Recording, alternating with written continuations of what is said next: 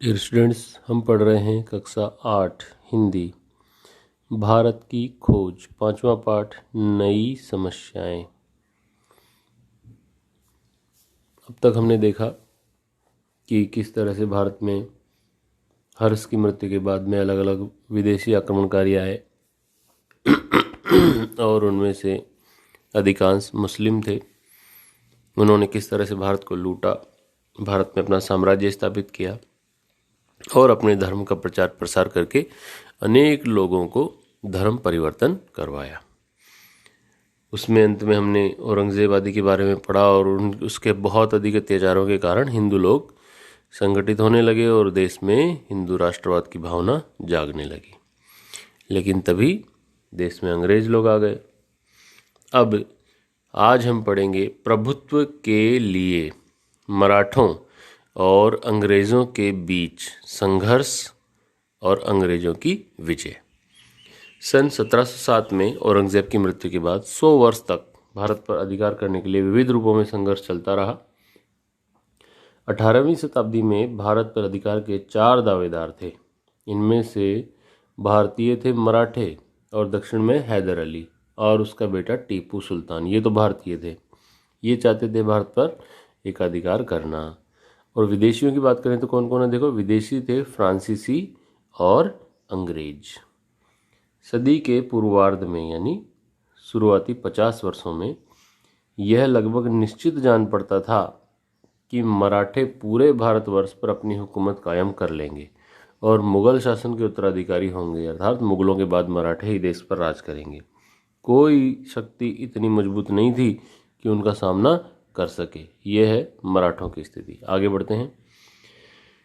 ठीक उसी समय 1739 में उत्तर पश्चिम में एक नया बवंडर उठ खड़ा हुआ और ईरान का नादिर शाह दिल्ली पर टूट पड़ा। उसने बड़ी मारकाट और लूटपाट मचाई और अपने साथ बेशुमार दौलत ले गया, जिसमें प्रसिद्ध तख्ते ताउस मयूर सिंहासन भी था। दिल्ली के शासक कमज़ोर और नपुंसक हो चुके थे, अर्थात वो युद्ध करने योग्य नहीं थे और मराठों से नादिर शाह की टकराहट नहीं हुई क्योंकि मराठे थोड़ा दक्षिण में रहते हैं। वो दिल्ली तक आया। उसके हमले से मराठों का काम आसान हो गया। वे बाद के वर्षों में पंजाब में भी फैल गए। कौन? मराठे। एक बार फिर ऐसा लगा कि भारत मराठों के अधीन हो जाएगा, लेकिन होगा कि नहीं, आगे देख लेते हैं। नादिर शाह के आक्रमण से दिल्ली के मुगल शासकों का अधिकार और राज्य का रहा सा दावा भी खत्म हो गया, अर्थात मुगल शासक धीरे धीरे समाप्त हो गए। जिस किसी के पास उन्हें नियंत्रित करने की शक्ति होती वे उसी के हाथ की कठपुतली भर रह जाते। नादिर शाह के आने से पहले ही उनकी यह हालत हो चुकी थी। उसने इस प्रक्रिया को पूरा कर दिया। फिर भी चले आते रीति रिवाजों के दबाव के कारण अंग्रेजी ईस्ट इंडिया कंपनी और दूसरे लोग भी उनके पास प्लासी की लड़ाई से पहले तक उपहार और कर भेजते रहे, क्योंकि ऐसे रिवाज चला आ रहा था, परंपरा चली आ रही थी, वो भारत का शहंशाह है, बादशाह है, तो लोग भेजते रहते थे। बाद में भी लंबे समय तक कंपनी दिल्ली के उस बादशाह के एजेंट के रूप में काम करती रही, जिसके नाम के सिक्के 1835 ईस्वी तक चले। नादिर शाह के हमले का दूसरा परिणाम यह हुआ कि अफगानिस्तान भारत से अलग हो गया। अब तक अफगानिस्तान भारत का हिस्सा था। अफगानिस्तान जो बहुत लंबे समय से भारत का हिस्सा था, उससे कटकर अब नादिर शाह के राज्य का हिस्सा बन गया।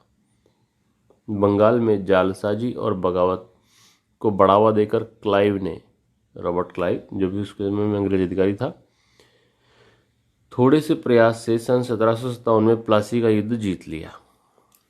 प्लासी बंगाल में ही एक स्थान है। इस तारीख से कभी कभी भारत में अंग्रेजी साम्राज्य की शुरुआत मानी जाती है, क्योंकि प्लासी का युद्ध जीतने के बाद ही उन्होंने भारत में एक प्रकार से, अब तक तो वो व्यापारी थे, व्यापार करने के लिए आए थे, लेकिन इस युद्ध से ये तय हुआ कि वो अब सिर्फ व्यापार नहीं बल्कि साम्राज्य विस्तार के रूप में भी आए हैं।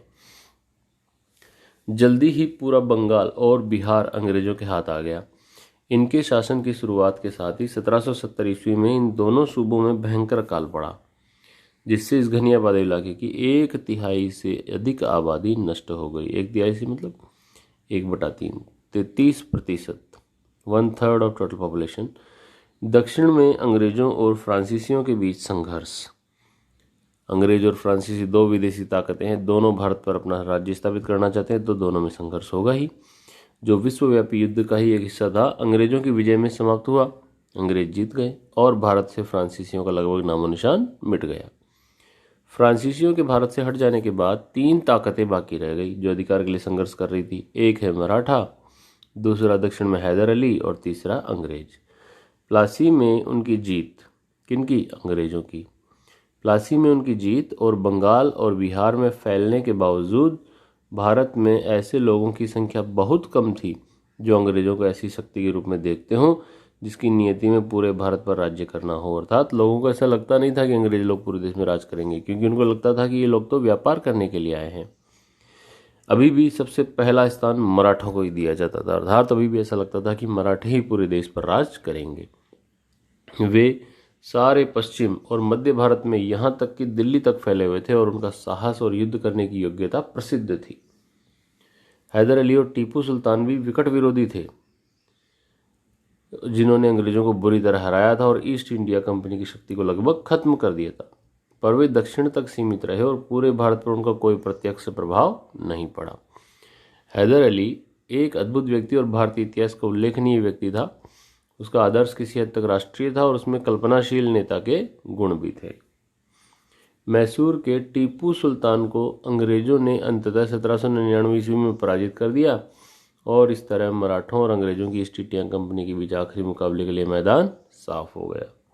तो अब तीन में से टीपू सुल्तान भी साफ हो गया, तो बचा कौन कौन देश पर राज करने के लिए? एक तो मराठे और दूसरे अंग्रेज। तो देखते हैं कौन जीतेगा।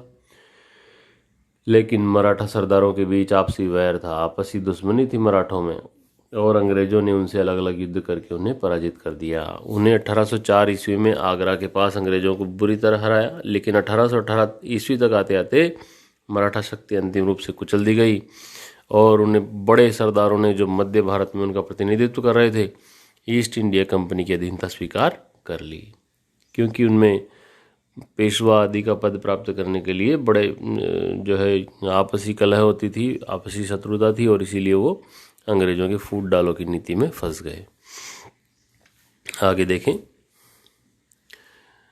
अंग्रेज इसके बाद भारत के अधिकांश भाग के शासक हो गए और वे देश पर सीधे या फिर अपने अधीनस्थ राजाओं के माध्यम से शासन करने लगे।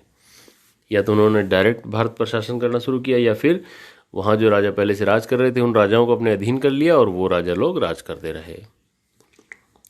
हमें बार बार याद दिलाया जाता है कि अंग्रेजों ने भारत को अव्यवस्था और अराजकता से बचाया। ये बात इस हद तक सही है कि उन्होंने उस युग के बाद, जिसे मराठों ने आतंक का युग कहा है, सुव्यवस्थित शासन कायम किया, लेकिन ये अव्यवस्था और अराजकता कुछ दूर तक ईस्ट इंडिया कंपनी और भारत में उनके प्रतिनिधित्वों की नीति के कारण ही फैली थी। अर्थात भारत में जो अव्यवस्था थी वो अंग्रेजों ने ही फैलाई थी। यह कल्पना भी की जा सकती है कि अंग्रेजों की सहायता के बिना भी संघर्ष की समाप्ति के बाद शांति और व्यवस्थित शासन की स्थापना हो सकती थी। अर्थात ये ऐसा कहा जा सकता है कि अंग्रेज नहीं होते तो भी देश में शांति और व्यवस्था स्थापित की जा सकती थी। आगे है रणजीत सिंह और जय सिंह। ये दो राजा हैं जिन्होंने भी बीच बीच में जो है अपना योगदान दिया। आतंक के इस दौर में जनता सामान्यतः त्रस्त यानी दुखी और पस्त यानी परेशान जरूर थी, पर अनेक व्यक्ति ऐसे अवश्य रहे होंगे जो उस समय सक्रिय नई शक्तियों को समझना चाहते होंगे, लेकिन घटनाओं की बाढ़ ने उन्हें दबा दिया और उनका कोई प्रभाव न पड़ सका। ऐसे व्यक्तियों में जिनमें जिज्ञासा भरी हुई थी, महाराजा रणजीत सिंह थे पंजाब के। वे जाट सिख थे जिन्होंने पंजाब में अपना साम्राज्य कायम किया था। बाद में ये साम्राज्य कश्मीर और सरहदी सूबे तक फैल गया। अपनी कमजोरियों के बावजूद वो एक अद्भुत व्यक्ति थे, जैसा कि आपको पता होगा, यदि नहीं पता तो मैं बता देता हूँ। महाराजा रणजीत सिंह को एक ही आंख थी, एक आंख उनकी जो है खराब हो गई थी। आगे बढ़ते हैं। वह अत्यंत मानवीय थे। उसने एक राज्य और शक्तिशाली सेना का निर्माण किया, फिर भी वह खून खराबा पसंद नहीं करता था। ये रणजीत सिंह के बारे में कह रहे हैं भाई, सही बात है। जब इंग्लैंड में छोटे मोटे चोर उचक्कों को भी मौत की सजा भोगनी पड़ती थी तो उसने मौत की सजा बंद कर दी, चाहे जुर्म कितना ही बड़ा हो।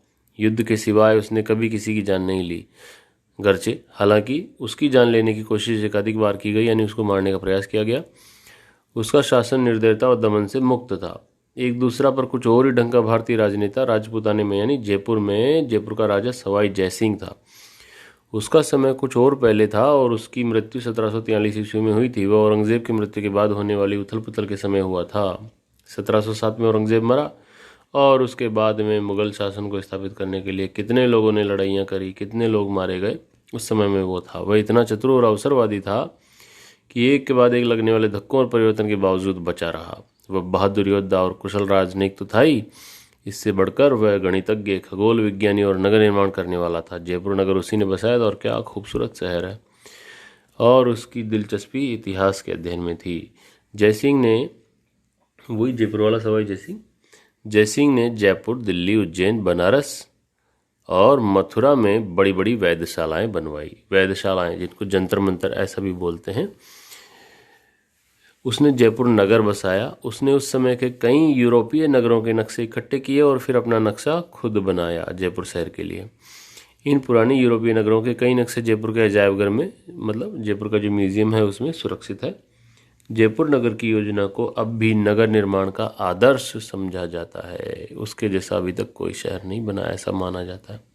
हालांकि अभी जो चंडीगढ़ शहर बना हुआ है वो भी बहुत ही खूबसूरत है। आगे बढ़ेंगे। लगातार युद्धों और दरबारी षड्यंत्रों के बीच अक्सर खुद उलझे रहने पर भी जय सिंह ने बहुत कुछ किया। जय सिंह की मृत्यु में केवल 4 वर्ष पहले नादिर शाह का आक्रमण हुआ था। भारतीय इतिहास के सबसे अधिक अंधकारमय युग में, जब उथल पुथल, युद्ध और उपद्रवों से माहौल भरा था, राजपूताना के ठेठ सामंती वातावरण में जय सिंह ने वैज्ञानिक की तरह उठकर काम किया। ये बात बहुत ही महत्वपूर्ण है। प्यारे बच्चों, आगे की क्लास हम लोग कल करेंगे। आज के लिए इतना ही है। Thank you.